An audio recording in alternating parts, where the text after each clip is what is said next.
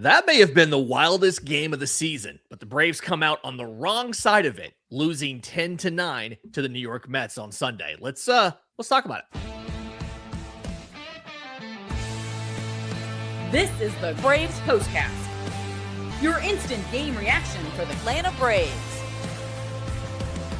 Part of the Locked On Podcast Network, your team every day. Yes, welcome on into the Braves Postcast, part of the Locked On Podcast Network, now the #1 sports podcast network. This episode is brought to you by our friends at FanDuel. I'm your host, Lindsay Crosby, author of the Braves Today newsletter over at bravestoday.com. He's Jake Mastroianni, host of Locked On Braves. And I hope you were sitting down for this one, Jake, because this was the wildest 2 innings maybe Atlanta's had offensively all year, surrounded by 7 innings where I think they forgot to bring their bats with them. Braves lose this one 10-9. There's a ton of stuff to get to, right? We're going to talk about Drake Baldwin's first career grand slam, Michael Harris coming up clutch in the 9th inning, all this stuff. But before we do that, I don't think I saw, how the first inning unfolded the way it did. The next 7 innings being silent on offense after the way the first inning went. And then the 9th inning having 11 combined runs from these two teams.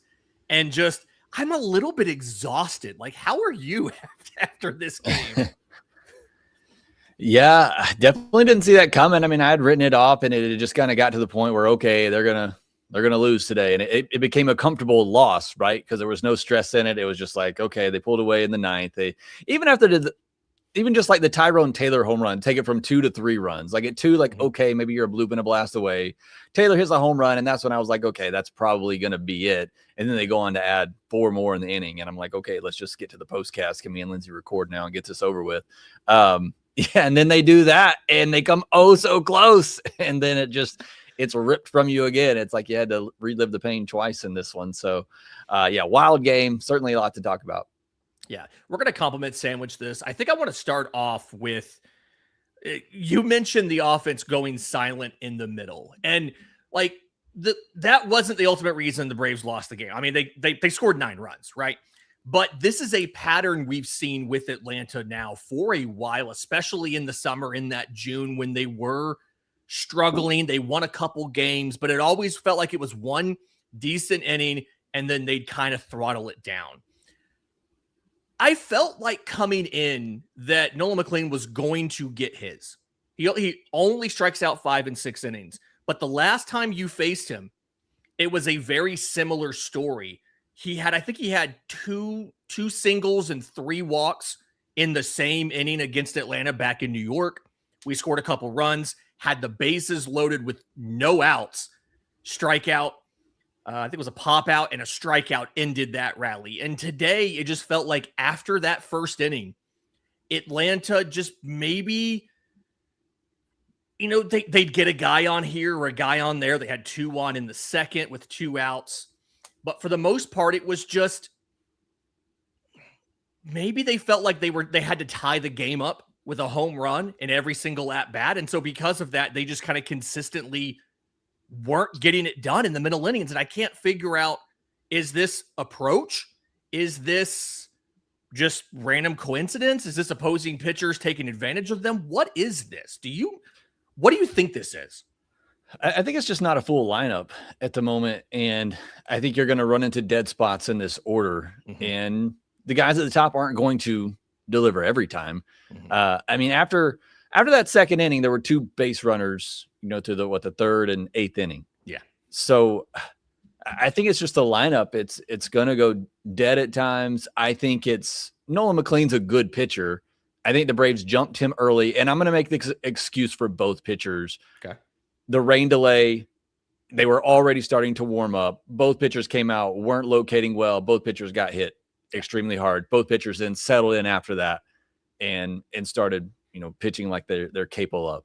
I think that probably factors into it some. We saw that earlier in the year too with the Spencer Strider start, the one where he got injured, where you had the rain delay, both pitchers came out, got hit pretty hard. Mm-hmm.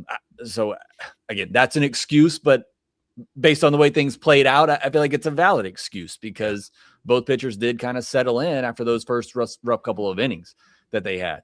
So I think it's that. It's Nolan McLean getting settled in after the first couple of innings after a rain delay.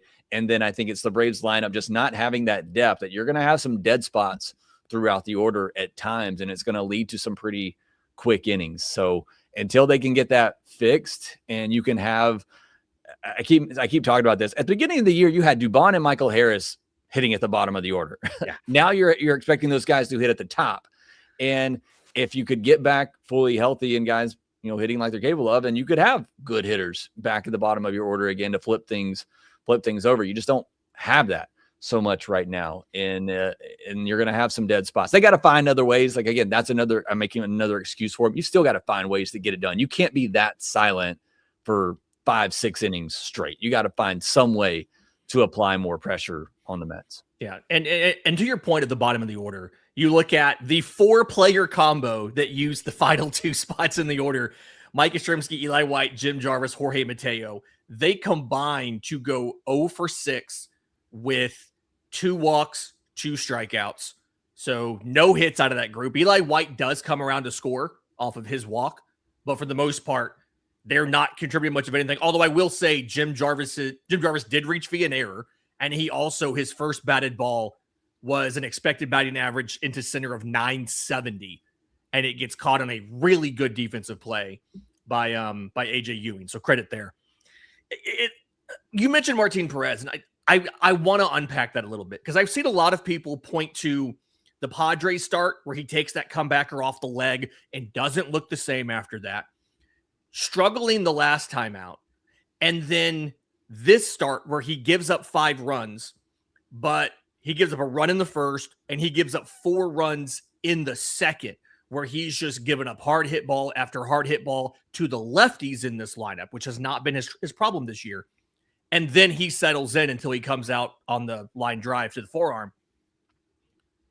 Is this third consecutive outing where Perez has struggled? I know this is a long setup. I'm sorry.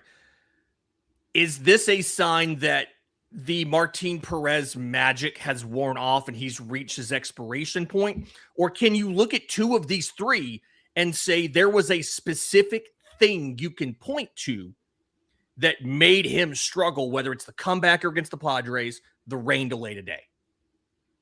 You can definitely look at those 2 and make excuses because of the way he was pitching before the comebacker off the leg in his last outing and the way that he pitched after he settled into this game. I think those are both valid excuses. At the same time, nobody expected Martin Perez to pitch to a 2 ERA this year. Like, you knew some regression was coming, and Martin Perez has to pitch. You know what I mean? Like, he doesn't have the stuff to dominate like that. He's got to be able to pitch. He has to be in command of his pitches. He has to be sequencing well. Like, all of that has to be going right. And if any of that is just a little bit off, he's going to get touched up.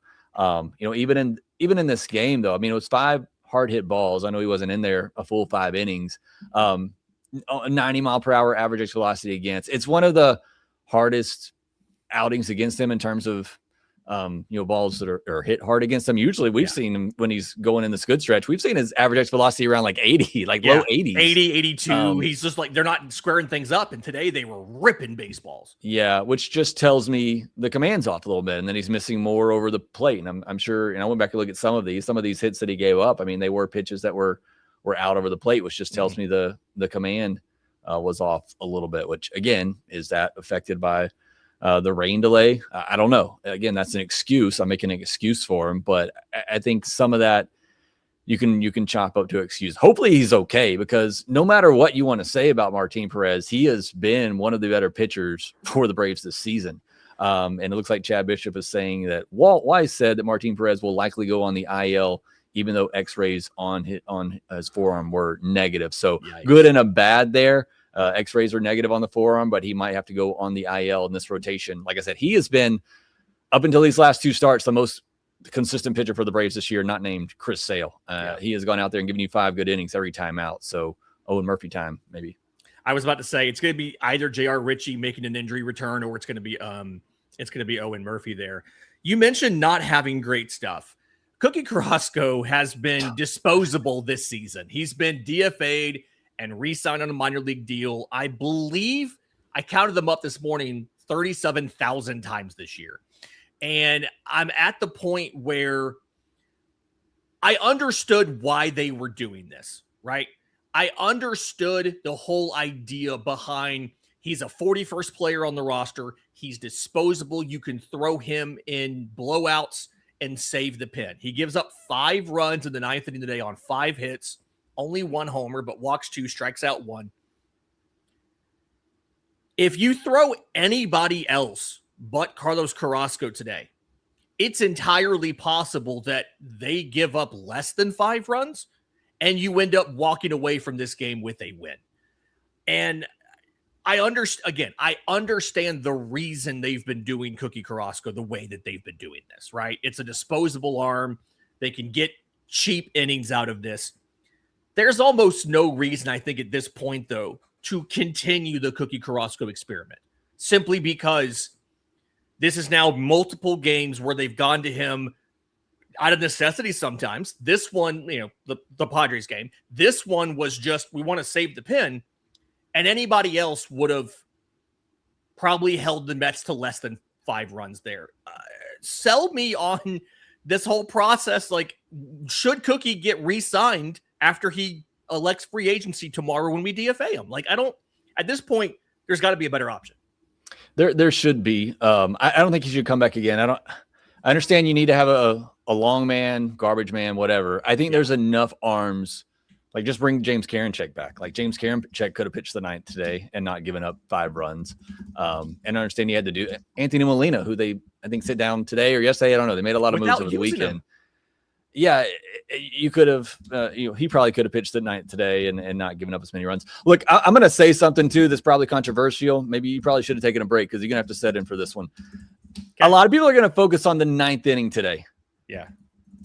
And what Cookie Carrasco did. Who else were you going to bring in here? They had already used Kinley. You had already used Dodd. You had already used Young. Your only 3 other relievers, because you have 6 starters right now, you could have used Iglesias, Lee, or Fuentes. You're probably not going to use any of those guys when you're losing. Mm-hmm. So Carrasco was, I think, the only option in that situation. Yeah.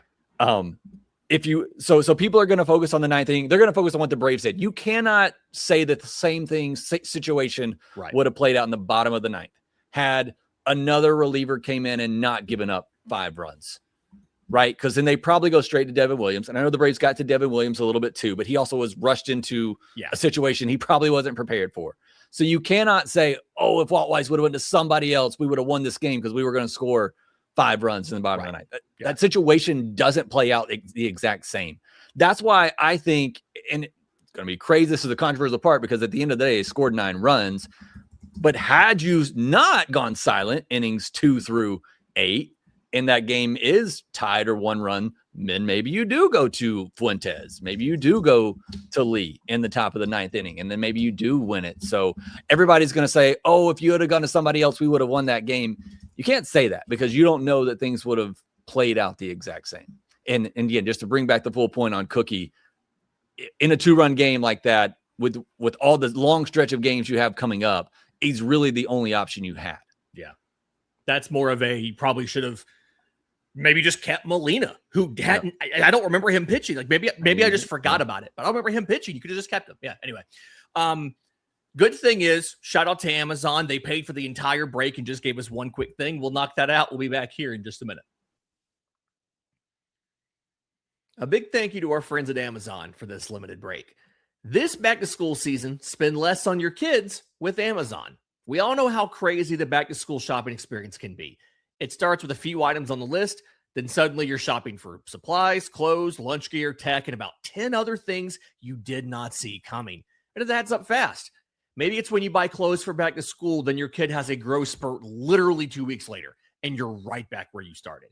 Sometimes it genuinely feels like they're growing faster than your budget can keep up. Or maybe it's when your kid's definition of need for back to school shopping is a lot different than your definition of need. And somehow the list keeps getting longer every time they look at it. Explaining needs versus wants this time of year has just become an annual part of the process. So remember, with Amazon's low back to school prices, just spend less on your kids, because every dollar you don't spend on them is $1 you haven't spent on them. Shop back to school at Amazon and spend less on your kids. All right. Let's do the compliment sandwich here. A little bit of good stuff on this real quick. I think the first thing, Drake Baldwin's first career Grand Slam. I got asked earlier today, why are we putting Drake Baldwin back at leadoff when he hasn't actually been that good since coming back from injury? And I think the person was looking at just the what was it here? Sorry. At just the number of hits that he had and kind of ignoring the whole idea of, hey, he's not actually the strikeout problem is fixed, right? He had 4 strikeouts in the last 6 games coming into today. And he gets 2 hits here. He gets his first career Grand Slam. Is this something where Drake Baldwin is back? Because getting a Grand Slam with runners in scoring position and all of that, Baldwin's not been hitting for power in those situations, right? He's been focusing on shortening the swing, getting the ball in play. Maybe he'd get a double out of it, right? If the throw went to the wrong base, or if he got it just right in the gap. But he's been focused kind of like Dubon. Let's get the ball in play. He gets the Grand Slam out of it. Is Drake Baldwin back? I would love to think so. I mean, a couple of 101 exit velos today. I'm looking more for that hard contact. I talked about this the other day. It's great, put the ball in play. I need power from Drake. I need to see that power come back from him. So this definitely was a step in the right direction. Now, again, I mean, usually a little bit more slower to react to say, hey, this guy's done it. And normally once I do, then they go the other direction. I wait too long, but yeah, this was definitely a good step for Drake, but I'm looking for the power. I'm not necessarily looking for just let's tap the ball in play. That can be good in certain situations, but the Braves need the power. They need the power back, and they got it over the weekend.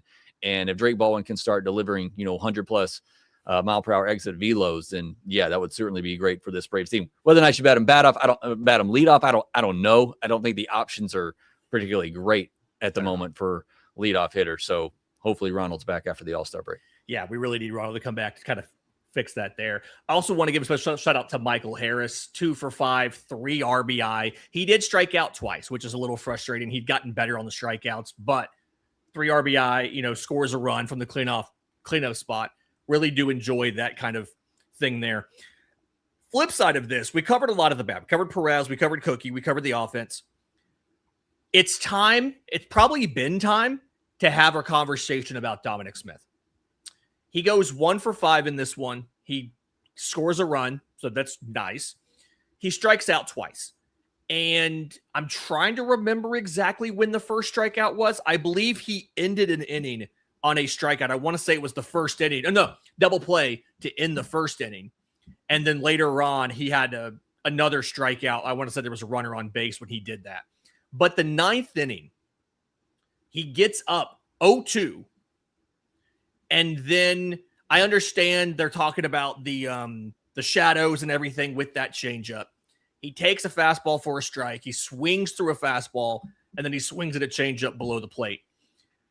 In the last 30 games for Dom Smith, he's hitting .202 with a .262 slugging percentage. Not on base, a .262 slugging percentage. Rowdy Tellez's listed weight was higher than Dom Smith's slugging percentage in the last 30 days. I understand he gave us some great moments this season. The walk-off grand slam, some other great stuff. He's not been hitting the ball that well since arguably the beginning of June. He's not out of this slump yet. And I'm at the point of wondering, you already got rid of Rowdy. How much longer can you carry Dom Smith when he's doing this before you either look at one of the minor league deals you signed to Carlos Santana, Andrew McCutchen, or you get Ronald back and you can start playing him at DH more in place of Dom? I think in the case of Santana and McCutchen, I think they're both better against lefties. I know McCutchen is. I know Santana's a switch hitter, so I don't know that they necessarily be a replacement. I think you're with them until the All-Star break. I think it starts to become not the All-Star break, the trade deadline. I think it starts to become a question: is he somebody you have to look to try to replace at the trade deadline? I don't think the left-handed option is in there internally right now. So I think it is something. Are you going to have to try to, is that another item on AA's growing checklist at the trade deadline that you're going to have to go after? Because you're right, it has been slumping for a while now. And the one thing you typically can count on, and why I don't mind Dom in those clutch situations like today, is he's typically going to put the ball in play. I mean, even you look at the beginning of June, his strikeout rate is just 11.5%. Yeah. And so he is typically somebody that'll put a ball in play. It's a 180 batting average on balls in play, though, over that month plus now. It's just the hits aren't falling for him, and he's not coming through in those clutch situations anymore. So, I think it probably is getting to the point where the magic has kind of faded a little bit for Dom, and it's going to be a situation where you might have to also look for a left-handed bat at the trade deadline too, or somebody that can hit both, right? I mean, that's what we talk about with the relievers, right? You don't have to find a lefty reliever, just find a guy who can get lefties out. Same thing there. Yeah. So it's probably getting to that point with Dom, unfortunately, because it was such a great story to begin the year.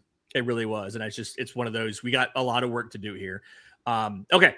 So tomorrow, 7:15 p.m., Freddie Peralta versus Ronaldo Lopez. Braves win, they win the series. Mets win, they get a split. Also, thank goodness we're back on Braves Vision. These last two neutral broadcasts, especially today, have been awful. I'm so glad we get CJ Nikowski and Brandon Gaudin and Wiley Ballard back tomorrow. Really enjoy that. But Braves lose a heartbreaker today, 10-9 to the New York Mets in one of the weirdest games of the year. Just absolutely weirdest games of the year. That'll do it for the Braves Postcast. Please like the video. Please subscribe both on Locked On Braves and Locked On Sports Atlanta. A lot of content over there, Falcons, Hawks, all that good stuff, as well as what we do covering the Braves. For Jake Mastroianni, I'm Lindsay Crosby. This has been the Braves Postcast.